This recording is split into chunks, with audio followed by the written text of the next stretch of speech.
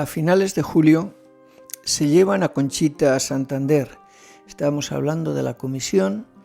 Ellos piensan que Conchita es la líder, la persona que influye en las otras niñas, y entonces dicen, si nos llevamos a Conchita a Santander, las otras niñas se quedan sin líder, se acaban las apariciones. Y efectivamente se llevan a Conchita a Santander. Y el día 27 de julio, tiene una aparición de la Santísima Virgen en Santander, en plena calle. Conchita estaba cerca, frente a la iglesia de Consolación, en plena calle. Cae de rodillas, como habitualmente, con la cabeza echada hacia atrás, totalmente en éxtasis. La gente la contempla, se paran, se arremolinan, y al mismo tiempo las niñas estaban en éxtasis en Garabandal. Las niñas oyen que la Virgen les dice que Conchita en ese mismo instante la está viendo también en Garabandal y les cuenta lo que está pasando. El brigada Juan Álvarez, que era el jefe del destacamento de la Guardia Civil, que estaba en Puente Nansa y que subía a Garabandal prácticamente a diario para estudiar los hechos y para informar, cuenta cómo desde Santander, ellos informaban desde Puente Nansa, les dijeron, creo que no fue a él personalmente, sino a alguno de los que estaban en el destacamento, que a la niña le había dado el mal, el éxtasis, la aparición, en plena calle. Y le contestaron desde Puente Nansa, efectivamente, ya lo sabemos, ha sido delante de una iglesia, ha habido mucha gente, se ha parado, la han querido levantar, no han podido. Todo esto nos lo ha dicho aquí la Virgen. Es decir, fijaros qué prueba, las niñas viendo a la Virgen en Garabandal, Conchita viendo al mismo instante a la Santísima Virgen en Santander. A Conchita le cortaron el pelo, fue otra de las ideas inspiradas, digamos, entre comillas, descabelladas, mejor dicho, de la comisión. Pensaban no solamente que era la líder, sino que como tenía el pelo largo atraía la electricidad estática, lo cual le favorecía a ella para autosugestionarse y así autoinducir o inducir también a las demás niñas. En fin, ideas, explicaciones que no tenían absolutamente nada que ver con la realidad. Aquí tenemos al que era párroco en Garabandal, don Valentín Marichalar. Él tuvo muchísimas pruebas personales, muchísimas durante las apariciones. Tenía una prueba y volvía a pedir más. Es como si cada día tuvieran que demostrarle que aquello era de Dios, era algo muy gordo. Aquí he puesto lo de monjas. Hay muchas anécdotas y no me gusta tener mucho tiempo la diapositiva parada, pero lo cuenta el padre Andreu como una de las veces. Estaba él con el padre Marichalar, que era un poquito tartamudo, y las niñas dicen, la Virgen nos ha dicho que subamos a los pinos, nosotras, nuestras familias, los sacerdotes y las monjas. El sacerdote ve que no hay monjas y le dice al padre Andreu, monjas, aquí no hay monjas, esto no es la Virgen. Y efectivamente no había monjas, suben a los pinos, se ponen a rezar y de repente aparecen varias monjas que antes no estaban. El padre, don Valentín, se vuelve al padre Andreu y le dice, monjas, esto sí es la Virgen. De estas anécdotas habría muchísimas que contar. Aquí tenemos a uno de los instrumentos también utilizados por la Virgen en Garabandal. El padre Luis María Andreu visitó 3 veces Garabandal al principio de las apariciones, en los primeros meses. Un sacerdote joven, un sacerdote con una mente muy preclara, alumno querido por Karl Rahner, uno de los mejores teólogos alemanes. Y esta es una imagen, un éxtasis, una grabación de una aparición en la que estaba presente el padre Luis María Andreu y su hermano el padre Ramón María Andreu. Aquí vemos lo que hemos dicho antes, están totalmente ajenas a lo que le rodea, están totalmente absortas en su visión. Sí que miran aquí al mismo lado y los movimientos son totalmente sincronizados, aunque entre ellas no se ven. Cómo se santiguan exactamente a la vez, despacio, muy despacio, sin ninguna prisa. Este es el padre Ramón María Andreu, al que yo conocí personalmente y que me aportó muchísimos testimonios. El otro era su hermano Luis y este es don Valentín Marichalar, que como decíamos parecía que en cada día había que demostrarle la autenticidad de las apariciones. Aquí tenemos a las niñas que le presentaban a la Virgen piedrecitas, luego pasaron a presentarle objetos religiosos, pero al principio eran solamente piedras. Y estas son imágenes paradas, fotografías del éxtasis que habíamos visto antes, para ver efectivamente cómo les cambia incluso la musculatura facial, la expresión del rostro. Lo que veíamos antes, aquí lo vemos ya en una instantánea, la sincronización de los movimientos, cómo se santiguan despacito a la vez. Aquí tenemos al padre Luis María Andreu, a la izquierda, esa carita que se ve, está un poquito difusa la diapositiva. Este sacerdote, en esta fecha, 8 de agosto de 1961, a poco de empezar las apariciones, durante una de las apariciones, el padre Andreu contempla el milagro y exclama 2 veces, milagro, milagro. ¿Qué madre dijo bastantes cosas ese día? La que más me gusta es, qué madre tan buena tenemos en el cielo. Él debió sentir algo especial porque perdió un rosario y se lo dijo a las niñas, tenía un rosario y lo he perdido, no sé dónde está. Y una de las niñas le dijo, no se preocupe, padre, porque cuando viene la Virgen, se lo preguntaremos cuando venga, y ella nos indica siempre si hay algún objeto que se pierde, dónde está. Efectivamente, así ocurría. Si algo se perdía, las niñas lo encontraban a veces incluso entre el barro o bajo las piedras. Y el padre le dijo, si yo no vuelvo, él presentía que iba a ocurrir algo, se lo dais a mi hermano Ramón, que él sí volverá. Destaco lo de qué madre tan buena tenemos en el cielo. Otra de las frases, hoy es el día más feliz de mi vida. Qué madre más buena tenemos en el cielo, como decía antes, que quizá fuera su última frase. Las niñas nos han enseñado, nos han dado una lección de cómo hay que tratar a la Virgen, y al regresar a Reynosa de madrugada se quedó dormido en el coche, dormido. No hubo agonía, no hubo estertores, se quedó dormidito. De hecho, cuando llegan, nadie notó nada. Cuando llegan a Reynosa, creen que el padre está dormido y entonces le despiertan. Iban 2 niñas y ni siquiera tuvieron una pesadilla, un susto, porque fue realmente una dormición. Murió de felicidad. Las niñas, después de haber muerto el padre Luis, que era una figura importante, hablaron con el padre Luis Andreu, después de su muerte. El padre Luis les dio detalles personales que solo conocían él y su hermano Ramón. Les enseñó la Ave María en griego, les enseñó algunas palabras en alemán, etcétera, etcétera. El padre Ramón, cuando volvió y oyó decir que las niñas hablaban con su hermano, pensó que estaban realmente muy impresionadas por la muerte de su hermano y que se lo imaginaban, se lo inventaban ellos. Pero pudo comprobar que muchas de las cosas que las niñas le decían solo las conocía su hermano, que ellas no se las podían inventar, y se dio cuenta de que efectivamente hablaban con su hermano. No le veían al padre Luis, pero sí oían su voz exactamente la misma que cuando estaba en la tierra.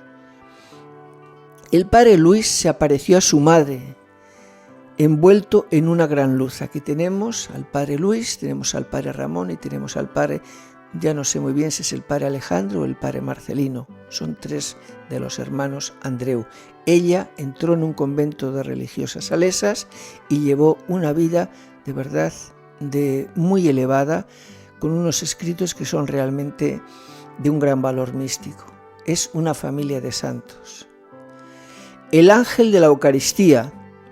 Veremos más adelante que el misterio más importante de Garabandal es la Eucaristía. Las niñas recibían la comunión cuando no había sacerdotes. No se veía la forma, curiosamente.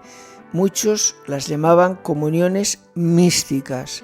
Las niñas se ponían de rodillas, veían al ángel que venía con el copón, venía con la Eucaristía, que la cogía de los sagrarios de la tierra, porque efectivamente los ángeles no pueden consagrar, y era como una comunión totalmente normal. Sacaban la lengua, primero rezaban el yo pecador, y después de comulgar rezaban el alma de Cristo, santifícame, cuerpo de Cristo, sálvame, etc. Y se las veía, como hay bastantes películas, como tragaban efectivamente, aunque los demás no vieran absolutamente nada. Aquí tenemos a Conchita con la lengua afuera, ya digo que algunos las llamaron comuniones místicas. Pero un día hubo una comunión visible, la Virgen lo anunció, la niña escribió al obispo, la niña escribió a muchas personas, de que cuando el ángel le diera la comunión sí que se iba a ver la forma. Ella, la sagrada forma. Ella se quedó un poquito decepcionada, porque pensaba que era un milagro muy pequeño, un milagruco, pero aún así fue una prueba. Fue el 18 de julio de 1962, Conchita sale a la calle, le sigue mucha gente, está siempre rodeada de gente, reza, se arrodilla, entra en éxtasis, saca la lengua y de repente sobre su lengua que está fuera aparece una forma, una sagrada forma con un brillo especial. Fijaros que estas fotos están hechas simplemente a la luz de una linterna de entonces. La lengua la tenía ligeramente fuera, se ve la sagrada forma que la mantiene unos minutos, lo pueden filmar y aquí está la prueba después. Conchita lo tragó. Era, delante de tantos testigos, imposible cualquier fraude. En ese momento, además, Ciriaco, una persona, me hospedé muchas veces en su casa, en casa de Ciriaco y Aurelia. Aurelia era tía de Conchita, hermana de Maximina, y esto mismo me lo confirmó él, aunque está publicado en muchos libros. En el momento de la comunión visible, Ciriaco quedó curado instantáneamente de su pierna. Tenía la pierna gangrenada por una herida, estaba bastante mal y se curó total e instantáneamente en ese momento. Una prueba más. Madre de Dios y Madre nuestra. Pruebas y detalles personales. Cuando hablábamos de la autenticidad de los éxtasis, dábamos algunas pruebas, pero había muchísimas más que no las he querido poner en el apartado de autenticidad de los éxtasis, sino que las pongo aquí como detalles del cariño, de la ternura, de la atención de la Virgen hacia sus hijos. La Virgen dio muchísimas respuestas a peticiones interiores. Los peregrinos participaban también de alguna forma en las apariciones. Decía antes que durante el éxtasis era imposible levantarlas, moverlas, separarle los dedos, etc., pero que sí reaccionaban si alguien le daba un crucifijo, si alguien le daba una medalla.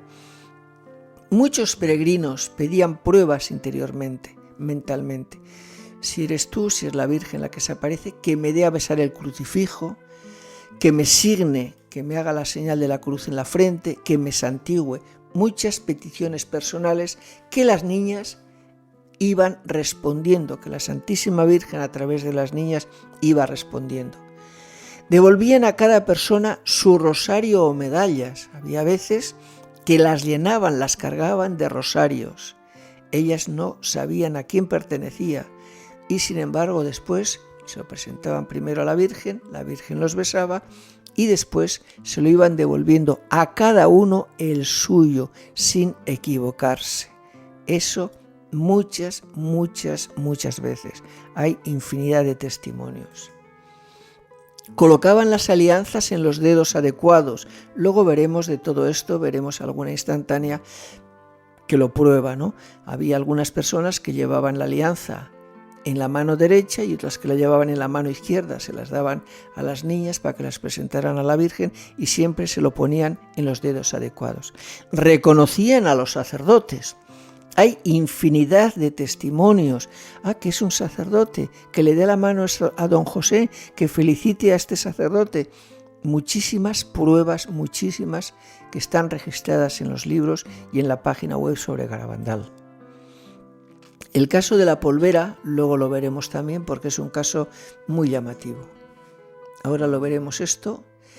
Aquí tenemos está Loli cargada con algunos rosarios. No es la vez que más rosarios tiene, había veces, como decía anteriormente, que tenían las manos llenas de rosarios.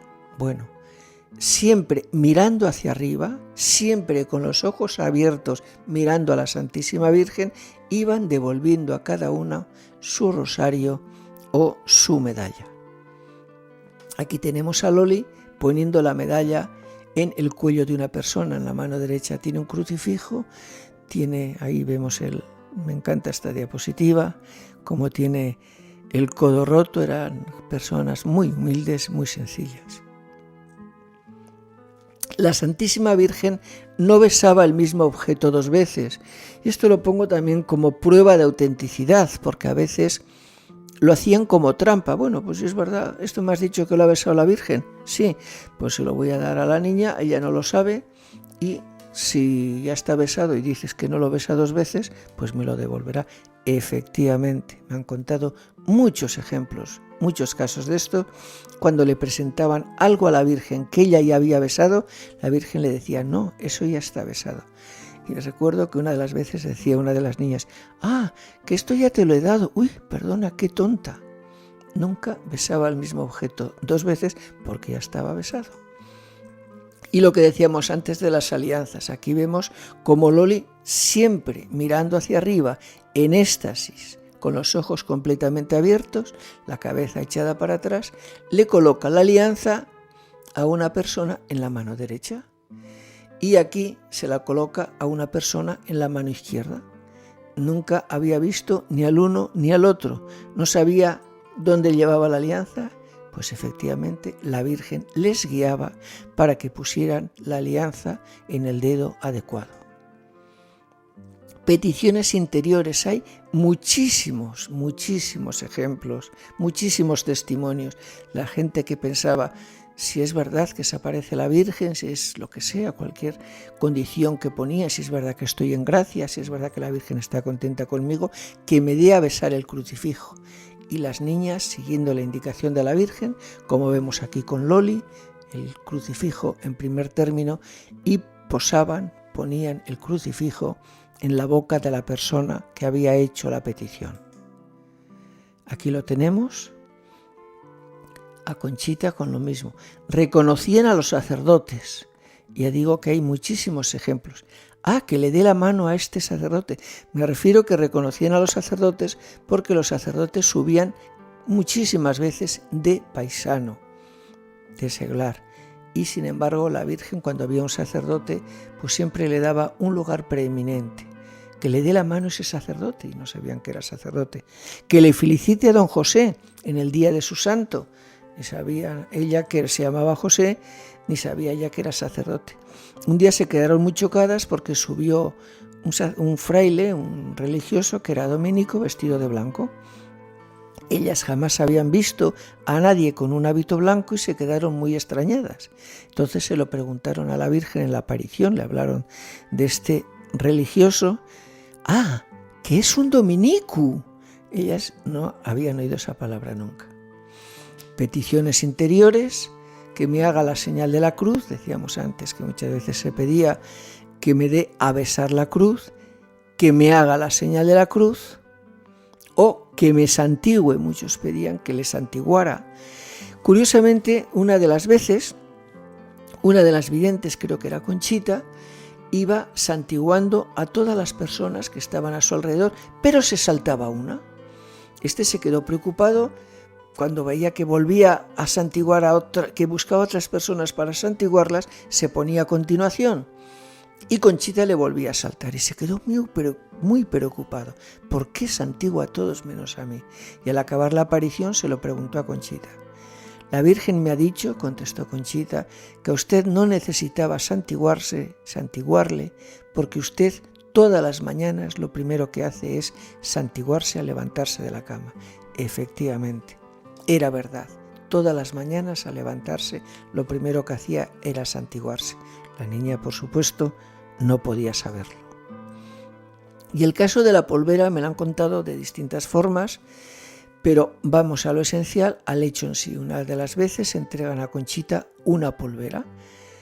Era normal que le entregaran rosarios, crucifijos, estampas, medallas, incluso alianzas, que es un objeto religioso, pero una polvera parece un objeto de distracción, de estética, no religioso. Y se quedaron extrañados de que la niña lo levantara. La Virgen dijo, se lo oía decir a Conchita, que ahí ha estado tu hijo.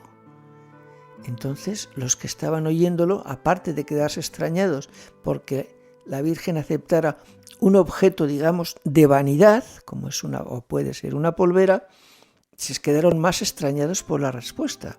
Aquí ha estado tu hijo.